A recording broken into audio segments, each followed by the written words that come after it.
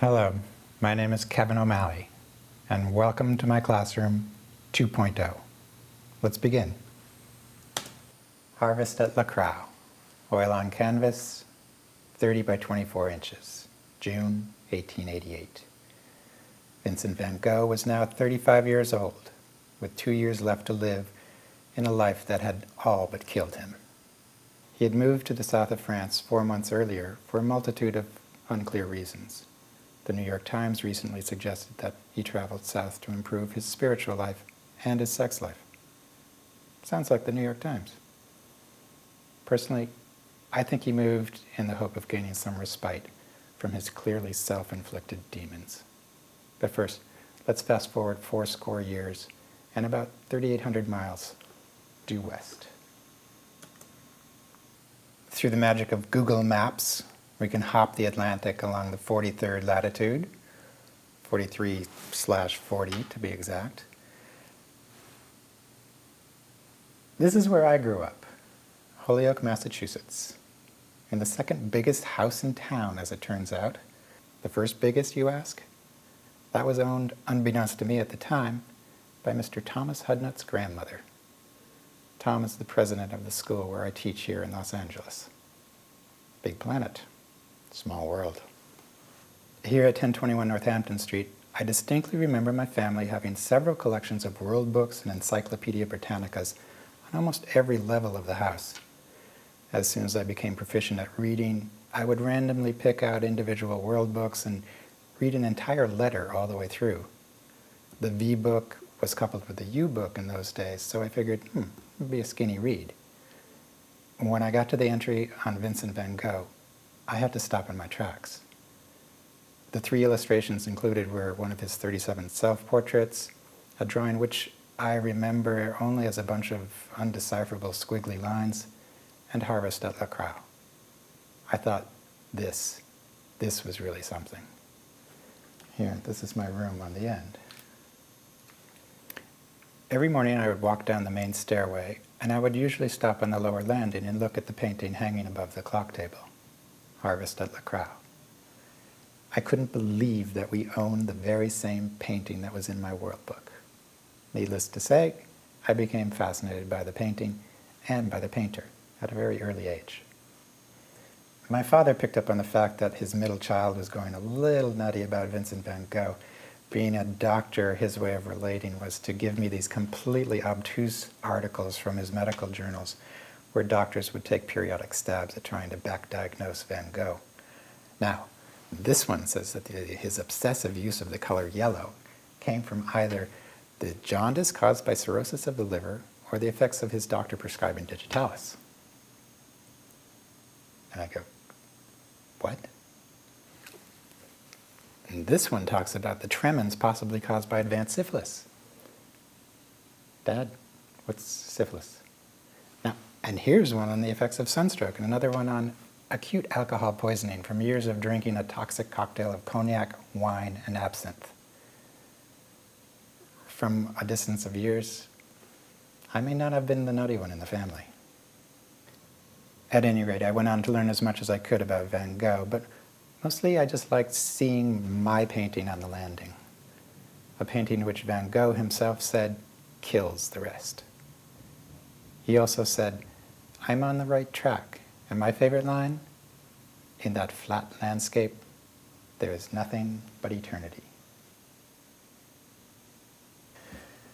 And from there, my childhood proceeded the way most childhoods do, chipping one day at a time off the block of eternity.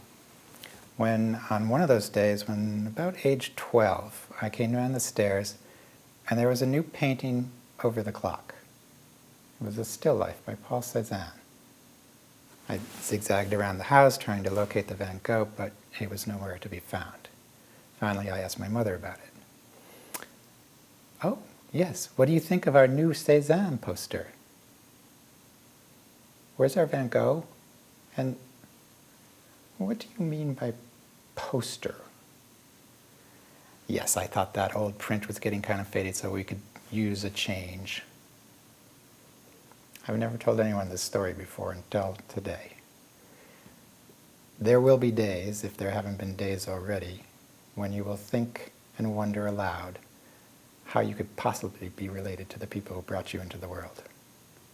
So, when you listen to what I have to say about Vincent van Gogh today, please remember that I have both an intellectual and a strangely emotional investment in the topic. I've brought 3 books today. Irises by Jennifer Helvey, Van Gogh, The Life by Stephen Naifa and Gregory White Smith, and the old standby Helen Gardner's History of Art. Helvey's book is delightful.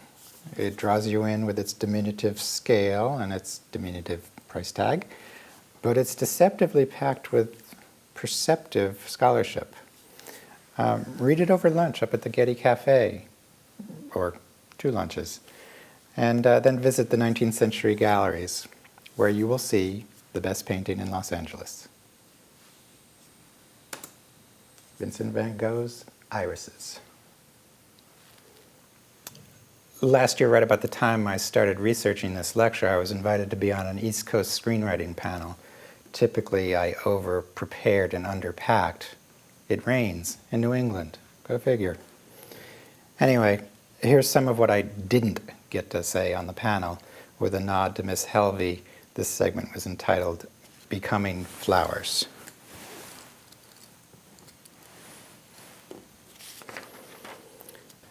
There is a painting out in Los Angeles, where I'm from, that is owned by the Getty Center. It's entitled Irises, and it was painted by Vincent van Gogh in 1889. And thankfully, it is in no danger of having to be returned to some European government anytime soon.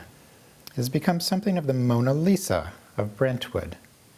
As the signature work of the Getty, people come from all over the world to see it. But do they? See it, that is.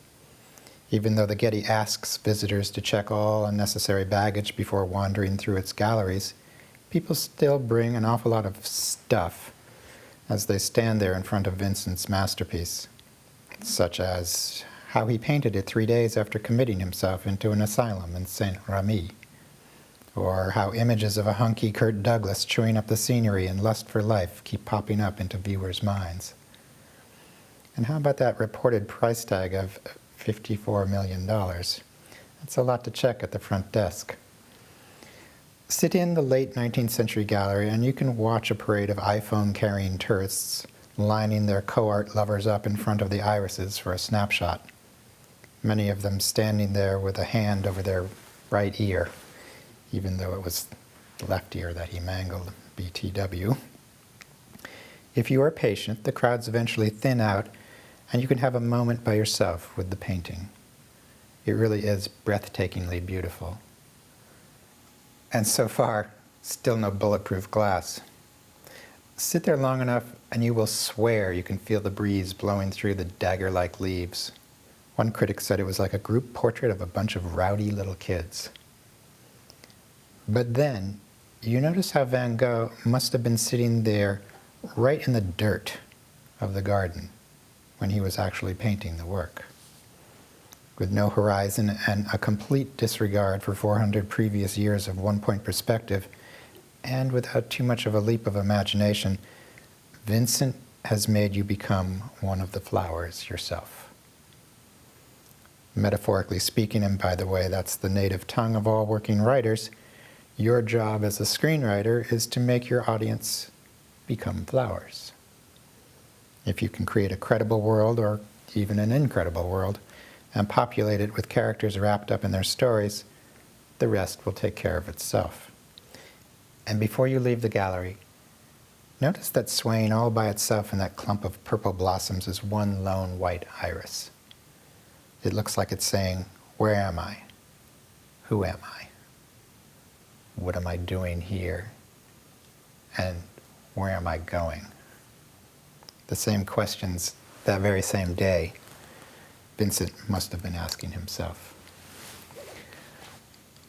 When Claude Monet saw this painting for the first time, he said, how could a man who has loved flowers and light and has rendered them so well, how could he have managed to be so unhappy? With Fair Play Turnaround, Vincent accused the Impressionists of elevating cleverness over substance with their mono-optic fixation on the shifting effects of light. Yes, he might have been wildly unhappy, but he was also wildly perceptive. The visceral manner in which he handles paint propels us, like aesthetic psychiatrists, to read his life right there on the surface of his canvases. How can we not? After all, Vincent once said, "As my work is, so am I." Octave Mirbeau, the writer and first buyer of irises, also said, "He was not, however, absorbed in nature. Rather, he had absorbed nature within himself." Which is reminiscent of what Adam Gopnik, the art critic for The New Yorker, said about Gauguin. When you see a Gauguin, you think, this man is living in a dream world. When you see a Van Gogh, you think, this dream world is living in a man. We'll come back to this work later on, but no matter what deep meaning we or the critics assign to Vincent's work, remember first and foremost, he was a painter who reveled in what he called pictures full of painting. In one of his more humble moments, he wrote, "It is better the paint should be on my canvas than in the tubes." I love that. The paint should be on the canvas. The French photographer Henri Cartier-Bresson was once asked what it took to be a great photographer. He responded by doing this.